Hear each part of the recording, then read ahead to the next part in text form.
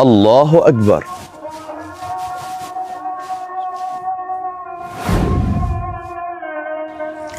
انا اسفه يا مستر عشري بجد، والله الموقف ده مش هيتكرر تاني. بالعكس، ده انا مبسوط جدا وبتمنى تكون افراد الشركه كلها تبقى زيه. عايز اقول لك على حاجه، اديله الفلوس دي قولي له مستر عشري سابهم لك مكافاه.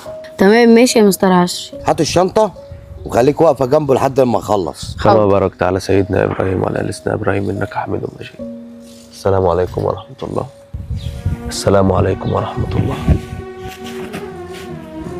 استاذه نور. خلصت؟ انا اسف جدا والله. اسف على ايه؟ هو انت ازاي بتصلي هنا وليه مش بتصلي في وقت البريك بتاعك؟ انا اسف جدا يا فندم والله العظيم، بس الاذان اذن وانا ما عرفتش ما اصليش.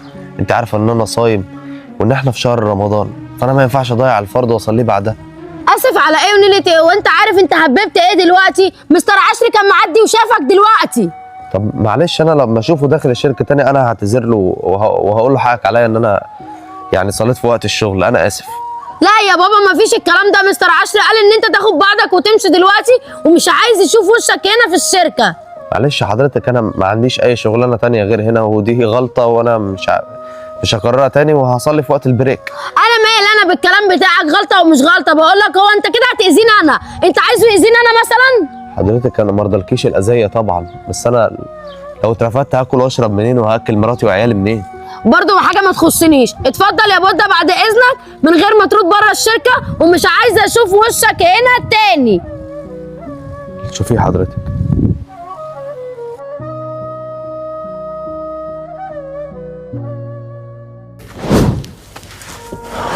ايه اللي جابك بدري يا عبد الرحمن من الشغل؟ مفيش، طردوني من الشغل. ليه طردوك من الشغل؟ احنا في ايام مفترجه يا عبد الرحمن. والله العظيم مش عارف انا عملت ايه. كل اللي عملته كنت واقف بصلي. مش انت عارف ان احنا في رمضان وانا صايم والاذان اذن فقلت اصلي، يعني مفيش حاجه. ايه المشكله؟ جت السكرتيره نور بتاعت مستر عشري صاحب الشركه وقالت لي اطلع بره، مستر عشري متضايق منك ومش عايزك. مش عايزني ليه؟ عملت ايه؟ طب وفين مدير الشركه؟ ما دخلتلوش ليه؟ ادخل له ايه بقى؟ الناس دي انا اعرف اتعامل معاها اصلا ولا اتكلم معاها؟ لا المفروض كنت دخلت لمدير الشركه. الحمد لله، كل اللي يجيبه ربنا كويس.